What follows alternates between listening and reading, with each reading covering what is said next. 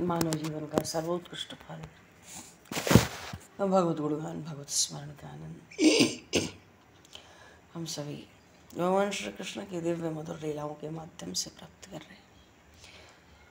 सर्वप्रथम आप सभी भक्तजनों के श्री चरणों में भगवत भाव से सादर वंदन, सादर नमन। आप सभी को यथा योग्य जय श्री राम, जय जय श्री राधे हरि शरणम, जय श्री जय वंशी विभूषितकरान्नवनीरदाभात् पीताम्बरादरुणबिम्बफलाधरोष्ठात् पूर्णेन्दुसुन्दरमुखादरविन्दनेत्रात् कृष्णात् परं किमपि तत्त्वमहं न जाने। कृष्णात् परं किमपि तत्त्वमहं न जाने।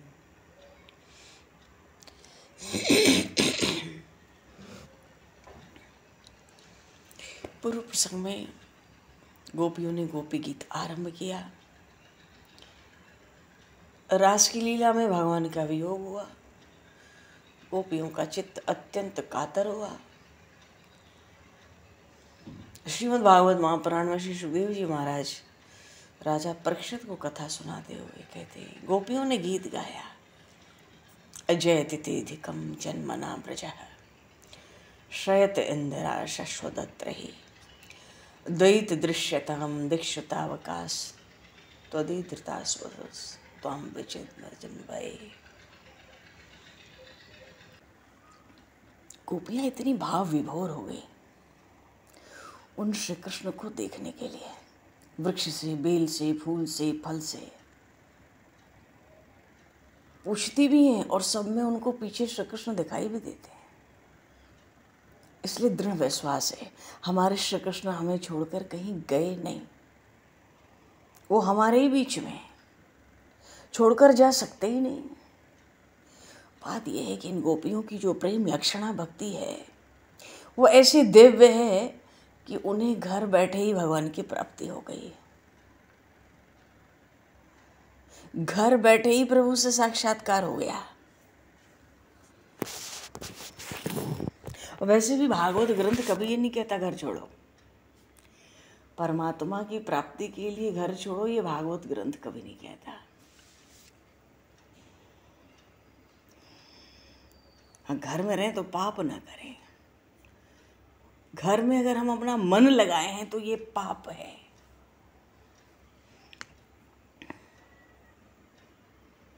तो घर भी ना छूटे और मन भगवान में रहे। तभी तो नंदनंदन ने निमंत्रण देकर वंशी में एक एक गोपी का नाम पुकारा।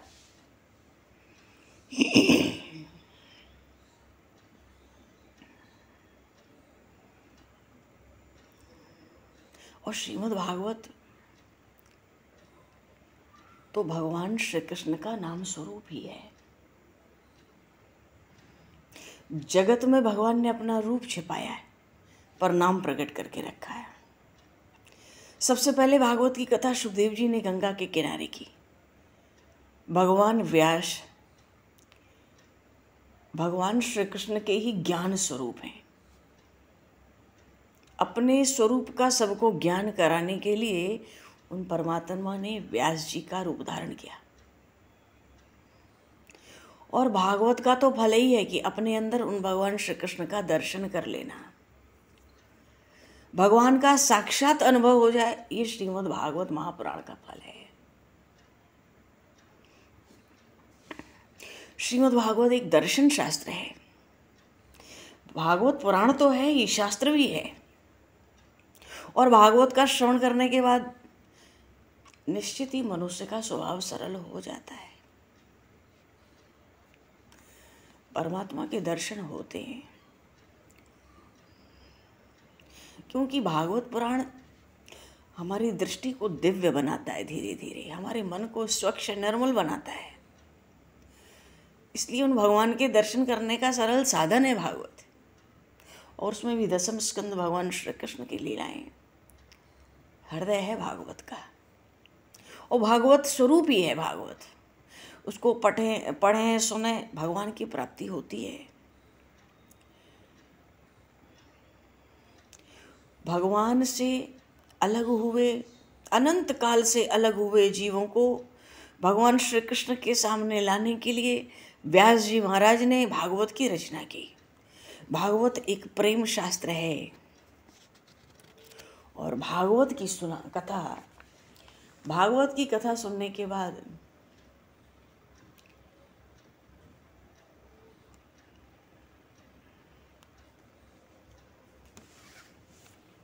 परमात्मा से प्रीति होती है। जो भगवान के पीछे दौड़ता है ना, वो ज्ञानी है, और जिसके पीछे भगवान दौड़ते हैं वो प्रेमी भक्त है। भागवत तो सुनने से भी, दर्शन करने, पूजन करने, सबसे पाप नाश होता है। और बार बार सुनेंगे तो प्रभु से प्रेम होगा। ये भागवत नारायण का ही स्वरूप है, क्योंकि भगवान जब गोलोक गए, भगवान श्री कृष्ण, तो अपना तेज स्वरूप इस ग्रंथ में छोड़ गए। तो वांगमयी मूर्ति हो गई ना, शब्दमयी मूर्ति। वांगमयी मूर्ति का अर्थ है शब्दमयी मूर्ति। जैसे शालिग्राम भगवान का विग्रह है, श्री गणराज भगवान का विग्रह है, ऐसे ही भागवत भगवान का विग्रह है, वांगमय विग्रह, शब्दमय मूर्ति। अच्छा, गोपी इतनी भाव विभोर है, गोपी गीत में कृष्ण रूप बन गई। तो जिसका मन जहाँ मिल जाएगा वो उसी का रूप ले भी लेता है। वैष्णव तो भगवान के साथ खेलते हैं, और भगवान का वंदन किया जाए तो पाप भस्म होते हैं। भगवान राधा कृष्ण का वंदन करें, सब पाप नष्ट होंगे। शरीर से नहीं, मन से भगवान को हृदय में रखकर प्रेम से नमन करें भगवान को, उनका वंदन करें, स्तुति करें। भगवान का भी बंधन होता है। सर्वतंत्र स्वतंत्र परमात्मा परतंत्र होने लगता है। भागवत में तो आदि से अंत तक केवल वंदन ही है, नमामि हरिम परम। अच्छा चलो, गोपियाँ कहती हैं, अच्छा इनकी भावना पराकाष्ठा तक पहुंची।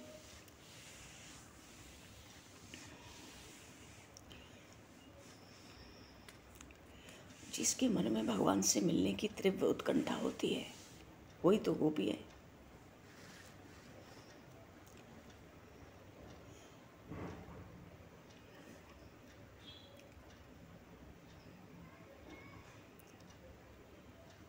भगवान श्री कृष्ण को गोपी बांधती है।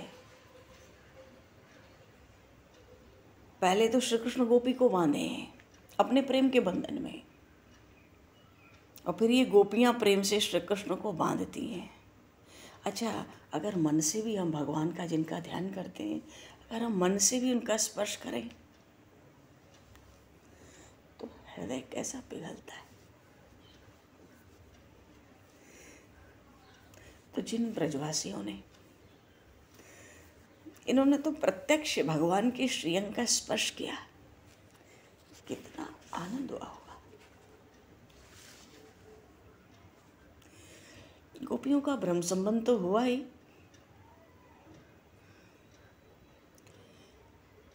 आज गोपियां भी कहती हैं, कन्हैया तूने सचमुच हमें बांध लिया। पर कन्हैया को छोड़ना नहीं आता। अब बांधने में उसको देर होती है, अपनाने में वो थोड़ा समय लेता है, क्योंकि वो विशुद्ध प्रेम के भूखे हैं। पर अपना कर, पकड़ कर फिर तो छोड़ना नहीं आता। प्रभु जिसको बांधते हैं उसे कभी नहीं छोड़ते।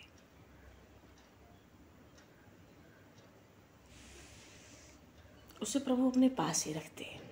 जल्दी तो बांधते नहीं, पर बांध लिया तो फिर छोड़ते नहीं। जीव जो होता है ना, बांधने के बाद छोड़ता है, स्वार्थ से संबंध रखता है, पर भगवान एक बार बांध ले फिर नहीं छोड़ते।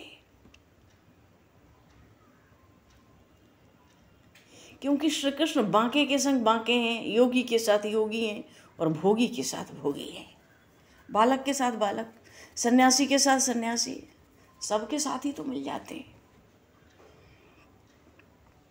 शरदुदाशे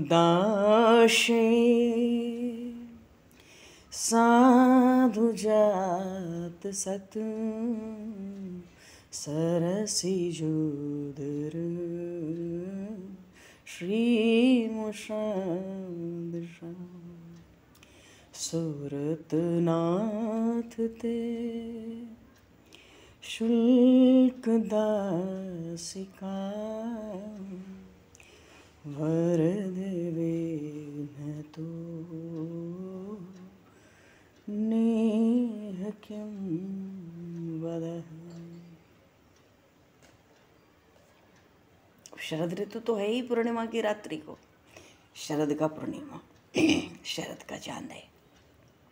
बड़ी सुंदर सुंदर कमल, कैसी सृष्टि है, कैसा प्रकृति का इस समय सौंदर्य है।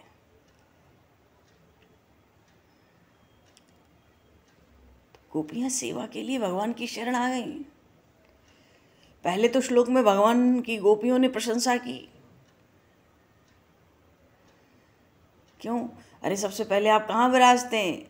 धाम में, ब्रजभूमि में, उसकी प्रशंसा की।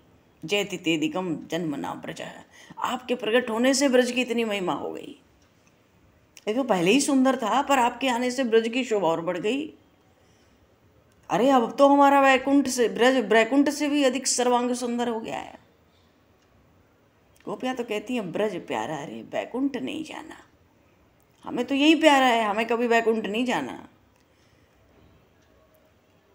उन श्री कृष्ण की बांसुरी के सुर सुनकर भी गोपियों को बांसुरी के सुर सुनने की इच्छा बार बार होती है। और बंशी भी तो भगवान को अत्यंत प्रिय है। 7 छिद्र हैं, कितना कष्ट सहती है 7 छिद्र होने में। प्रभु को अच्छा लगता है, उसने दुख सहन किया।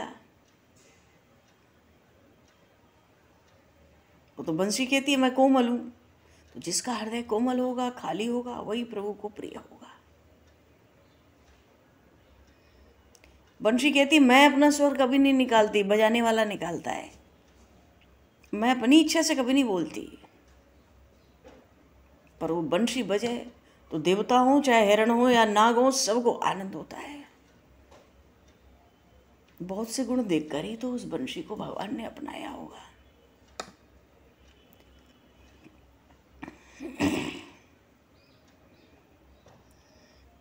भागवत में तो भगवान की बहुत सी लीलाओं का वर्णन हुआ, अपार आनंद हुआ ब्रजवासियों को। ब्रजवासियों ने तो भगवान के प्रत्यक्ष दर्शन किए, उनकी बंशी सुनी, कैसा आनंद हुआ होगा। ऐसा मधुर स्वर निकलता है उस बंशी से, उसको सुनने के बाद गोपियों को और कुछ सुनने की इच्छा ही नहीं रहती। गोपियों को ही नहीं, 14 भुवन 3 लोग सब बेसुध रहते हैं। अच्छा, जो धर्म की प्रत्येक मर्यादा का पालन करे, फिर भक्ति करे, उसकी सेवा को भगवान स्वीकार करते हैं। धर्म के विरुद्ध भक्ति भगवान को पसंद नहीं, और कोई धर्म छोड़कर भक्ति करे, वो भक्ति सफल नहीं होती।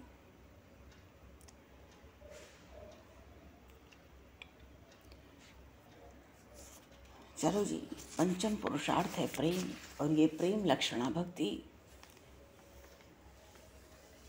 अच्छा, किसी को भी अगर शुद्ध गोपी भाव आज भी जागृत हो जाए, तो वो आज भी प्रभु की बंशी सुन सकता है।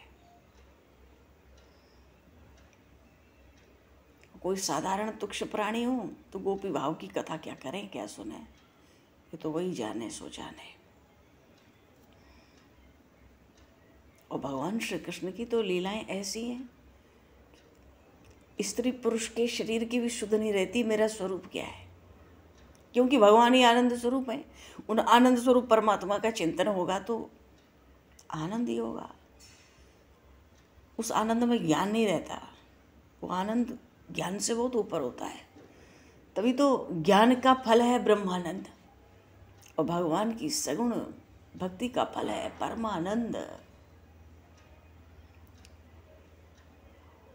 गोपी किसी प्रकार का सुख भोगने की इच्छा थोड़ी करती है, वो तो बस परमात्मा के पास निष्काम होकर दौड़ती चली जाती है।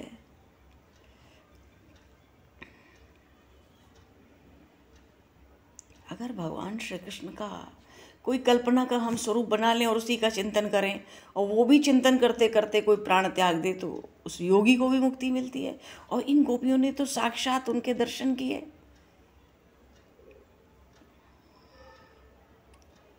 इनकी सदगति का कौन विचार कर सकता है। अलग अलग प्रश्न पूछकर गोपियों की परीक्षा भी ली भगवान ने। भगवान को जब विश्वास हो गया ये गोपियां पूर्णतः निष्काम हैं, विशुद्ध भाव से ही मुझे मक्खन भी देती हैं, तब तो रास खेलने को तत्पर हुए। अरे वेदों ने उन भगवान को रसो वैसा कहा है। श्री कृष्ण तो स्वयं ही रस स्वरूप है। तो रसमय परमात्मा के हाथ में हाथ देकर उनके साथ एक रूप हो जाना, यही तो रास है। गोपियों को परमानंद दान करने के लिए ही रास की योजना बनाई, रास लीला की।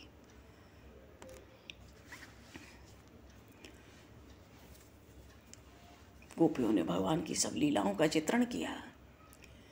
विशलया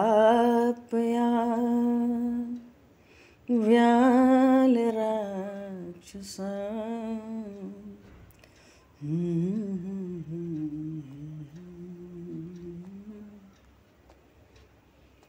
सब लीलाओं का, वो काली का मर्दन हो, सुदर्शन सर्प हो, अघासुर, तृणावर्त, सब राक्षस दैत्य,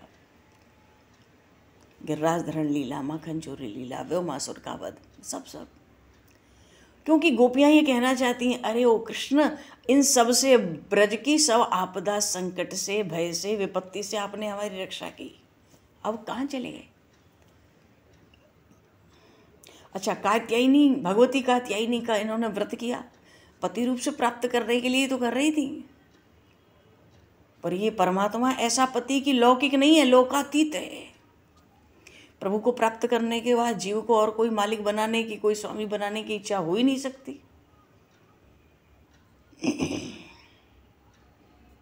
भगवान ने चीरहरण लीला की, गोपियों के वस्त्र दूर नहीं किए, गोपियों के कुछ एक अंश में अगर वासना का कोई वस्त्र था तो उसको दूर कर दिया, तभी तो जीवात्मा परमात्मा का विशुद्ध मिलन हो सकता है। तो शरद पूर्णिमा की रात्रि है, वृंदावन में भगवान श्री कृष्ण ने गोपियों को प्रभु मिलन की दिव्य अनुभूति कराई और प्रत्यक्ष अनुभूति कराई। ब्रह्मा जी हों, अन्य देवता हों, महान ऋषि हों, सब रासलीला में आए पर प्रवेश दो एक को ही मिला होगा। अच्छा, भगवान के प्रति अगर हमारे भीतर प्रेम जगे तो अंतर्दृष्टि खुलेगी, और जब अंतर्दृष्टि जागृत होगी तो भक्ति ठीक तरह से होगी। और गोपी तो भगवान श्री कृष्ण के प्रेम का स्वरूप है। जैसे कहते हैं श्री भरतलाल जी महाराज भगवान श्री सीताराम के प्रेम की मूर्ति हैं, ऐसे गोपियां श्री कृष्ण प्रेम का स्वरूप हैं। हृदय इतना उनका कोमल है कि वहां भगवान विराजते हैं, और प्रभु की भक्ति में उन गोपियों को अपार आनंद मिलता है।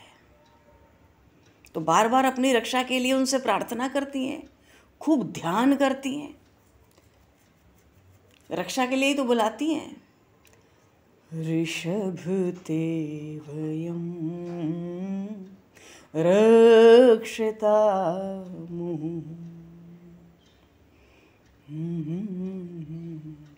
और शरण, रक्षा करने का अर्थ है कि हम आपकी शरण हैं। आज श्री कृष्ण बीच में नहीं है तो गोपियां ये भी मानती हैं हमसे ठीक से भक्ति नहीं हुई, हमें ठीक से ध्यान करना नहीं आया। वो लगातार निरंतर सतत भक्ति करती हैं, उनको तनिक सा भी अभिमान नहीं है। अच्छा, भजन करना आसान भी है, थोड़ी प्रभु कृपा करें और मन लगे तो भजन करना आसान है, पर थोड़ा भजन होने लगे तो उस भजन की गर्मी को पचाना बड़ा कठिन है।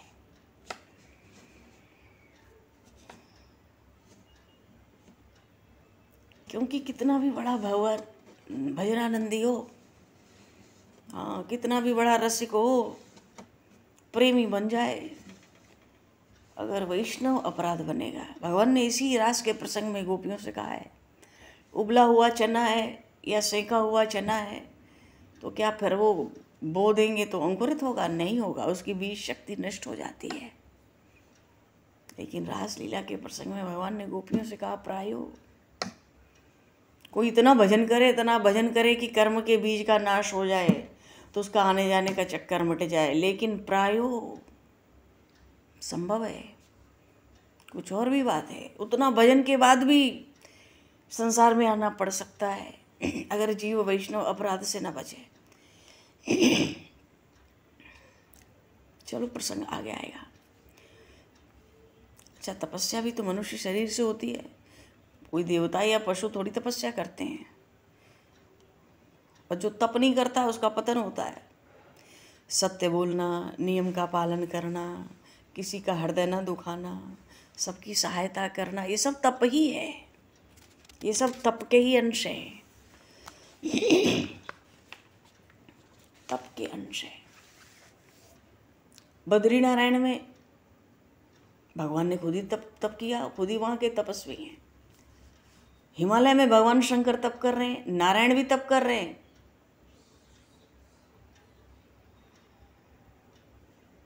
और कोई अधिक भक्ति करे, तप करे ना, देवताओं को अच्छा नहीं लगता, उनको घबराहट होती है।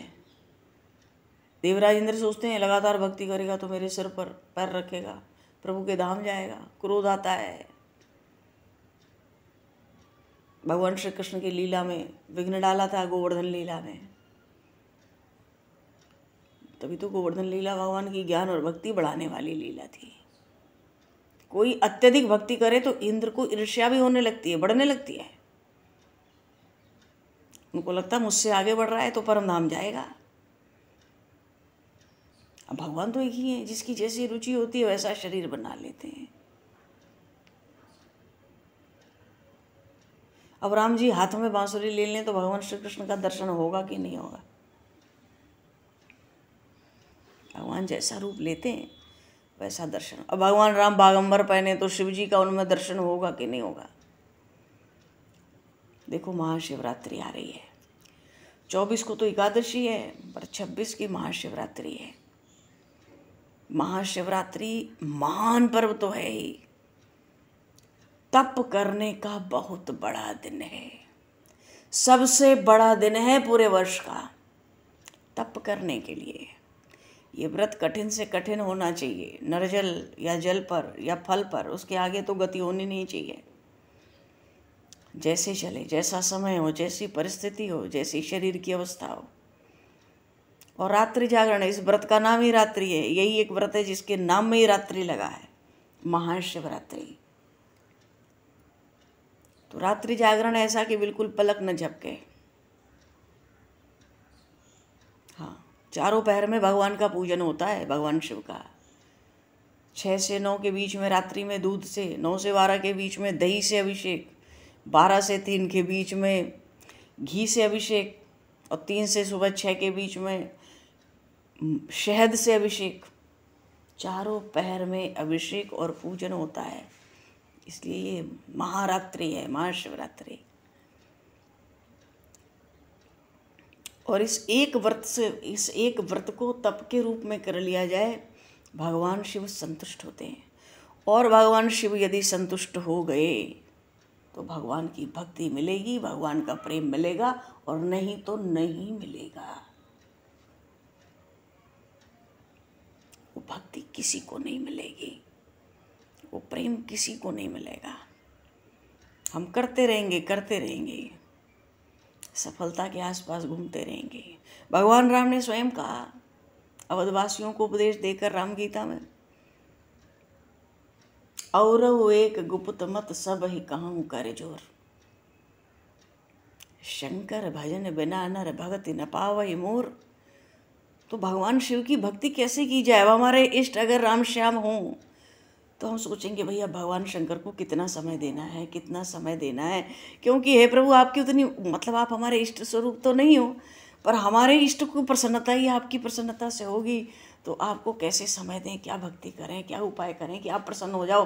काम तो हमें कहीं और बनाना है। अच्छा, रूप तो सभी की परमात्मा की, भगवान शिव में, भगवान कृष्ण में, भगवान राम में कोई भेद थोड़े ही है। भगवान की सृष्टि एक परमात्मा अलग अलग रूप धारण करता है अलग अलग कार्यों के लिए। विघ्नों को दूर करना है तो वही गणेश जी बन के आ जाए, अविनाशी गुरु बनना है तो वही शिव रूप में आ जाए, तत्व रूप से प्रकट हो जाए। इसीलिए तो गुरु की महिमा है। उनके जैसा भक्त कौन है, उनके जैसा ज्ञानी कौन है? कोई किसी भी मार्ग का हो, सबके गुरु भगवान शिव हैं और वो साक्षात परमात्मा हैं जो गुरु रूप में प्रकट हैं सबको भगवत प्राप्ति कराने के लिए। तो ये महाशिवरात्रि का जो महान पर्व है, भगवान शिव तो कहते हैं भाई साल में हमें एक दिन दे दो, ठीक है महाराज, इसमें जितना तप भजन ध्यान कर सकते हो। अच्छा, इसमें जो जप तप ध्यान भजन होता है ना, उसकी महिमा भी बड़ी विचित्र लिखी है हमारे शास्त्र पुराणों में। जन्म जन्मांतर में उसका अंत नहीं होता, इसलिए बेकार कुछ भी खाने पीने पे ध्यान ना देकर अधिक से अधिक भीतर का मौन, ऊपर से कम व्यवहार, अधिक से अधिक भगवान शिव का चिंतन ध्यान, और उसका उद्देश्य यही रहे कि हमें भगवान की निर्मल भक्ति मिले, विशुद्ध भक्ति मिले, निरंतर सत्संग मिले। भगवान शिव ने ही भगवान राम से मांगा था, बार बार वर मांगऊं हर्ष देव श्रीरंग, पद सरोज अनपायनी भगति सदा सत्संग। तो जब भगवान शिव को भी भक्ति और सत्संग निरंतर चाहिए तो हमें भी उनसे वही चाहिए। उनको प्रसन्न होना है, बस वो प्रसन्न हो जाए, बात खत्म, सब काम बन जाएगा। जिसको कुछ और चाहिए उसका वो भी काम हो जाएगा, पर जिसको भगवान के प्रति भक्ति और प्रेम के प्राप्ति की कामना है, परमात्मा के प्राप्ति और दर्शन की कामना है, तो भैया तप विशेष महाशिवरात्रि का व्रत हमारा शास्त्र पुराण कहते हैं, और रात्रि जागरण विशेष रूप से। तो रात्रि जागरण के लिए भाई पहले ही लिंक विंक भेज दिए ना सब लोग। हाँ, जय श्री राम, बोलिए श्री गौरी शंकर भगवान की।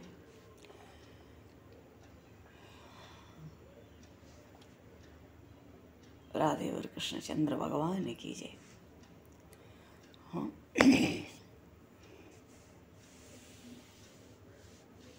गोपियों ने भगवान से कुछ मांगा नहीं, मांगने से भगवान ऋणी बनते हैं।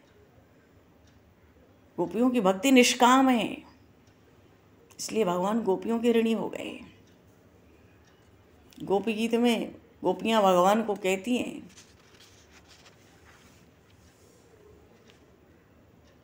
हम लोग आपकी निःशुल्क दासियां हैं, हम निष्काम भाव से आपकी सेवा करने वाली हैं। गोपियों का प्रेम शुद्ध है, उनकी भक्ति निष्काम है, वो भगवान को अपने पास खींच लेती हैं। हाँ,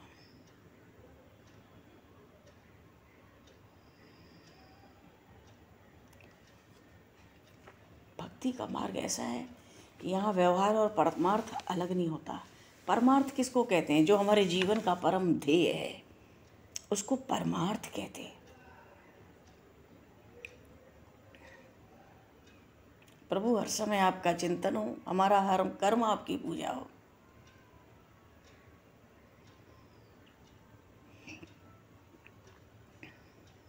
और तन मन सब भगवान को समर्पित हो गए, बिल्कुल निष्काम।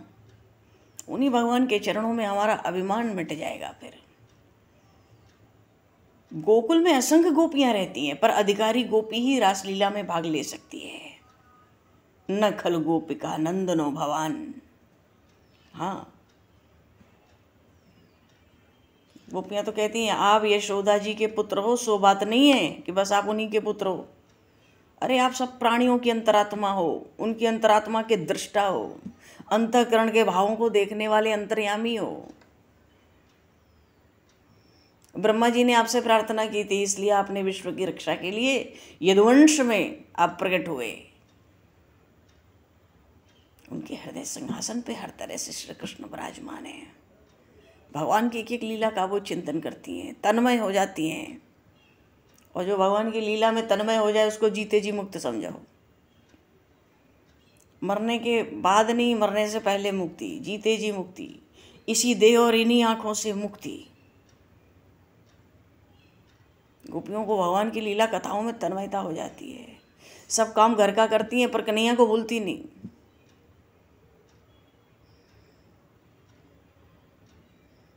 अब कृष्ण प्रेम इतना है, ख्याल हो जाता है तो न करने वाला भी काम करती हैं, ऐसी तन्मयता।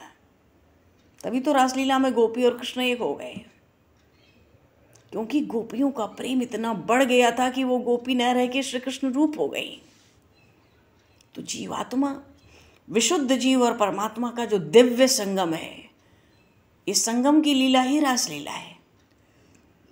ये सब दिव्य देह से आई हैं, मलमूत्र के शरीर से नहीं आई हैं। उससे तो संत भी नहीं खेलते, परमात्मा क्या खेलेगा। हाँ, और किसी चीज़ की यहाँ कल्पना भी नहीं। इनका प्रेम ही बड़ा अनोखा है। जहाँ जाती हैं, जहाँ बैठती हैं, वहीं पे उन श्री कृष्ण की परम सन्निधि अनुभव करती हैं। तभी तो ऐसा अद्भुत प्रेम होगा। तभी तो महाज्ञानी उद्धव जी को कभी कहा होगा, मेरे कृष्ण हमें छोड़कर कहीं गए नहीं, जा सकते नहीं। तो प्रेम ऐसा ही होना। तभी तो गोपियों को विश्वास है श्री कृष्ण यही है। चैतन्य महाप्रभु ने गोपियों को प्रेम सन्यासिनी कहा। उनके पास एक ही चीज ही है, एकमात्र, क्या? निस्वार्थ प्रेम। तभी तो इनको प्रेम सन्यास है। भैया वस्त्र सन्यास से बहुत उत्तम प्रेम सन्यास है। प्रभु के प्रेम में हृदय पिघले और अंदर सन्यास आवे, तब सन्यास प्रकाशित होता है, गृहस्थ में रह के भी।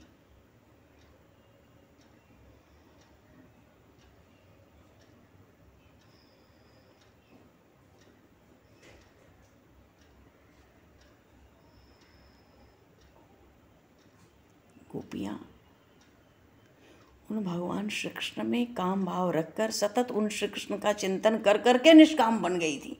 पहले तो कामनाएं बहुत थी, कृष्णावे, कन्हैया आवे, माखन चुरावे, हमारे संग खेले, हमारे संग डोले, हमारे घर बैठे, हमें नृत्य करके, ये सब कामनाएं थी उनकी।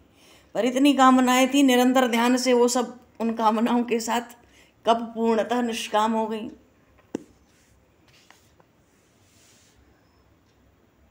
महर्षि भृगु ने इन गोपियों की महिमा सुनने की इच्छा व्यक्त की थी ब्रह्मा जी से। भगवान श्री कृष्ण का यह अलौकिक धाम श्री धाम वृंदावन, इनका दर्शन करके जो श्रुतियां हैं ना, श्रुतियों ने बड़े भाव से प्रार्थना की थी कि हे प्रभु, आपके और आपके ये सुंदर स्वरूप धाम के दर्शन करके हमारा चित्त अस्थिर हो गया है। तो जैसे गोपियाँ आपका जैसे गोपियाँ आपका रमण करने वाले उस कांत रूप को मानकर और पाकर धन्य हो गई, हमें भी स्त्री भाव प्राप्त हो जाए, हम भी आपके साथ रमण करने की तीव्र इच्छा रखते हैं। अब भगवान ने आज्ञा दी, अब आप मनोरथ तो बहुत दुर्लभ है हे श्रुतियों, ये वेद की ऋचाएँ हैं। अब तो भी मैं कहता हूँ ठीक है, सिद्ध होगा। तो सारस्वत कल्प में 8 श्रुतियाँ, सारस्वत कल्प की 8 श्रुतियाँ ब्रज में गोपी बनेंगी। ये भगवान ने उसी समय वरदान दे दिया था श्रुतियों को। और पृथ्वी पे सबसे उत्तम है भारतवर्ष, और उसमें भी सर्वोत्तम है ब्रजमंडल, वहाँ वृंदावन में रास है। भगवान कहते हैं हे श्रुतियों, 8 श्रुतियाँ ही गोपी रूप में आई, मैं आपके साथ रमण करूँगा। क्यों? आपको मुझ में दृढ़ और बड़ा अधिक स्नेह है, फिर आप सब हमारे स्वरूप को पाकर धन्य हो जाओगे। श्रुतियों ने स्त्री भाव प्राप्त करने की इच्छा की। अरे बड़ी बड़ी लीलाएं हैं, बोलिए श्री भक्त वत्सल भगवान की। रास की लीला अपने में ही इतनी विशाल, इतनी विस्तृत लीला है, और इतनी दिव्य और इतनी मधुर है, कहो तो 6 महीना साल चले। ये बहुत विस्तृत है, इसके बहुत रहस्य भी हैं, पर हम लोग भी थोड़ा थोड़ा स्मरण करते चलेंगे। मृतम तत् जीवनम कविभिरीडितम